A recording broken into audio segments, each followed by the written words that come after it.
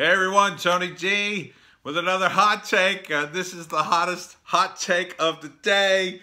Holy cow, if you follow politics, the Iowa caucuses, oh my God, what an absolute shit show. Information still trickling in. Last time I checked, 62% of the precincts had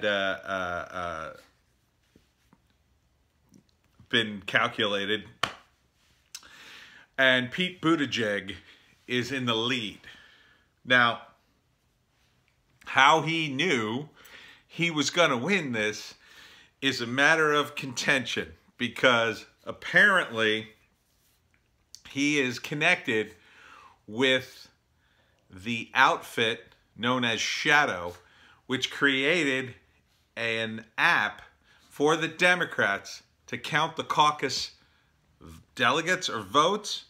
And he announced that he won all of a sudden when nobody else had any information. Now, in his defense, all the other candidates kind of did that too.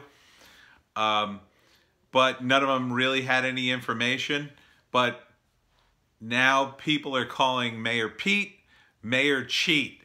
And they are really souring on the guy because since they found out he has a connection to this organization called Shadow, which apparently is made up of former Hillary Clinton people, they're not going to consider it. I mean, the Democrats are not considering it credible. So, and it just gets worse and worse. There was an initial release of information saying that Bernie won and that he really had way more votes than anybody else, and that Buttigieg came in second. Biden was fifth. Joan, this is very important. Behind Amy Klobuchar. So it was, I think it was Sanders. Yeah, it was Sanders, Buttigieg, Warren, Klobuchar, and then Biden on the bottom. And looking at the 62%, Biden's even further down than that. Biden's got no delegates. I mean, I didn't know if he was going to win Iowa. Joan, stop. I didn't know if he was going to win Iowa, but I didn't think he would get his hand slapped away. I mean, I didn't think he'd get clobbered. Joan, come here, Joan. Joan, I'm doing a political thing. Anyhow, it's just absolute chaos. Absolute chaos, because initially they, the reports usually come in, and then people call in and they start reporting the delegates. Joan, stop. And this is a caucus, which is different than a primary. So they actually had, hi Joan, they actually had moments where, because of the strange rules of the delegates in the caucus, and I guess they have to assign a winner, a delegate to someone, they were literally, and this is on Twitter, you can go find it, they were literally flipping coins to determine who got the delegate, like who won it. What? What is happening at the DNC? Now, my initial thought was what a lot of the pundits I watch, Sticks and Hammer 666, who's got really good analysis about this, and Tim Pool. My initial feeling is that the Democrats are just broken. They're suffering from, and I've talked about this in organized crime, but I think it's true of the Democrats. They're suffering from brain drain. And what brain drain is, it's when you lose your talent because your organization has become too large, too unwieldy, too competitive, and the smart people don't necessarily need to be a part of you anymore. And I think that's what's happened to the Democrats. There's too many people to cater to because of identity politics, which has really hurt, I think, the Democrats in on a lot of different levels in a lot of ways. There are just some people who just smart people who go, I don't need this. I don't need this. I don't need this hassle. Come here, Joan. Just come over here. What are you doing? Oh, here's Joan. That they just say, you know, forget this. I'm going to, here, I'll take off your collar, Joan, then you'll be comfortable, okay? I'm just going to forget all this political stuff. It's too much of a headache. I have to deal with all these nut jobs, you know, because they're the establishment, they have more people. Because they have more people who are idiots. I mean, there are more idiots than smart people, generally speaking, right? There's just more dumb people that you have to deal with. But when you're the underdog, when you're up and coming, all the cool people tend to gravitate because they like to, you know, they like a challenge, they like the underdog. And you have to make quick decisions. You don't have as many people, so the smart people rise to the top because in that group, in the smaller underdog group, you're rising up, you're trying new things. You don't have time for any BS. But when you're the establishment, you have been putting up with it for years. And it slows everything down, it gunks up the works, and there are people in those more staid organizations, larger organizations, that have established themselves and made a name for themselves, and regardless of their behavior, or performance, they're already ensconced in their position. So I think that frustrates a lot of smart, dynamic people, and they end up leaving the Democratic Party or just saying, "Screw this! I'm not gonna vote for it." And the Democrats have been alienating their base for a while, their moderate base. So the first people to leave are going to be the smartest people because they're going to see the writing on the wall first. They're going to go, I don't need this, you know, because a lot of these people are volunteers. So it starts with the volunteers, right? I mean, they lose their, you lose their mojo and they quit. So now the people above them have to make up the difference. But they have less and less talent to do so. They're drawing from the packs of idiots who have stayed because idiots are lazy. And they'll stay in the establishment just because it's easier to think that way. And it's just what idiots do. They go with the group. So you're dealing with, you have more resources and more people resources, I should say. But no one, you know, they're dummies. They're dummies. They think they know better. They're full of their identity politics. They're on Twitter taking shortcuts, trying to gauge the pulse of the electorate and getting these skewed results on Twitter. So that's what I think probably has happened to the DNC. They're just gummed up with idiots. Now, my other theories, my more tinfoil hat theory, is that, and this could be partially true or maybe even totally true, but doubtful, is that elements within the Democratic Party have gotten cozy with the intelligence community since the Clintons for various reasons. It may just be that they just work together well. And, you know, for many years, the Republicans were very cozy with the military-industrial complex in general and probably the intelligence community. But the Democrats, they kind of work a little differently. They're a little more slick. So I can totally see the Democrats being more, you know, towards the intelligence community side of it, doing things that are more deceptive rather than overt. Like the military makes sense with the Republicans because they have more overt power. Like, yeah, look at my power, look at my guns. Whereas the CIA, they trick you. So my working theory is that the CIA has infiltrated all the parties to some extent, but they've infiltrated the Democrats more. And the Democrats are more desperate, so they're more willing to be compromised in order to get some measure of power. And so it may be the incompetent intelligence community partially contributing to the chaos unintentionally, trying to overthrow Trump because they kind of hate Trump because he actually sort of threatened their money, kind of, in one of his many rambling speeches. And they didn't like that and they wanted to slap him down. It may be true that there are just rival elements within the intelligence community, which I think is probably the most likely thing. It's not just one star chamber, it's multiple star chambers, just like any other organization. I'll explain it to you like this real quick.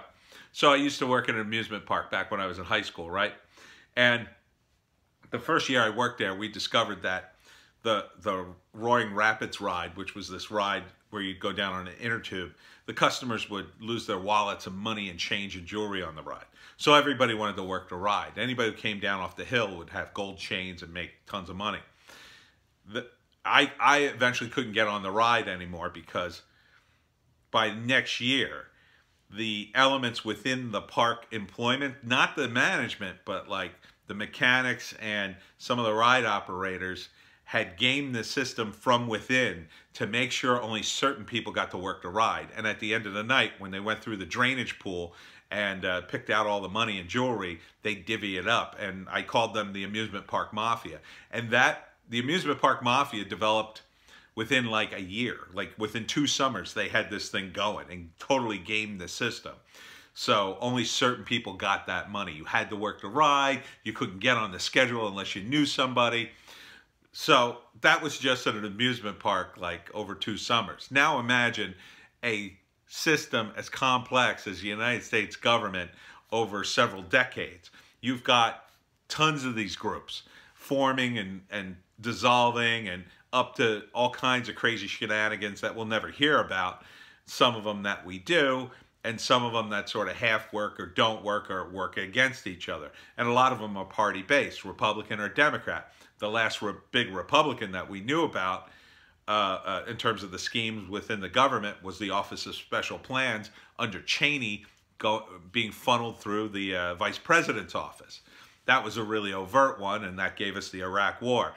So it could be that this group formed to undermine Trump, and then when it all kind of fell apart, it morphed into something else. Maybe a scheme in which they could either sort of take over the Democrats, maybe completely wreck them and force them to be completely beholden to a certain group of Democrats and intelligence people or people within the federal government. And remember, you can work at the CIA and be the CIA's accountant, and still you might still have access to some of that juicy info if you're high enough in the ranks. You can pull the right levers. I mean, who knows? Who knows how it works? I don't know how it works. But the fact that you're there and that you're in, it's just like any other group of coworkers. You know, people aren't supposed to know stuff, but they do. Yeah, there's going to be a few more bells and whistles in terms of, you know, classified information in the federal government, but there's always ways around it. Look at what Hillary Clinton did. Hillary Clinton had her assistant print out her emails, her top secret emails that weren't allowed to be printed. You had to go to a special printer. We're supposed to go through this whole process. She just figured, oh, I'll bypass that. I'll forward the emails to my Yahoo account, and then I'll just print them from there. And what she didn't realize was Yahoo was automatically backing up all her emails in her husband's account. So when Anthony Weiner, the husband of the woman who was under Clinton, I forget her name, you know, got his laptop seized by the New York cops, they found a bunch of her emails because Hillary's emails were being funneled to that Yahoo account and being, you know, backed up, duplicated. So my point is that some of these shenanigans could be connected to people within the federal government who either A, want to see this chaos, either perhaps to bend the DNC to its will, or put in their own candidate who would probably be Hillary Clinton. That would be my guess. Now is the time for Hillary to rise up and say, I will save the party. And she, to me, is the perfect candidate for them, because she's perfectly willing to bomb any country they want, because she doesn't care. She just wants to be president. She has a few other agenda items, but ultimately I think she is a person who, you know, when the CIA says jump, she'll say, sure, how high? She doesn't care, you know. She was already in the system. She knows it. She knows where the levers of power are, and she kind of doesn't care about bombing people. She's a total war hawk.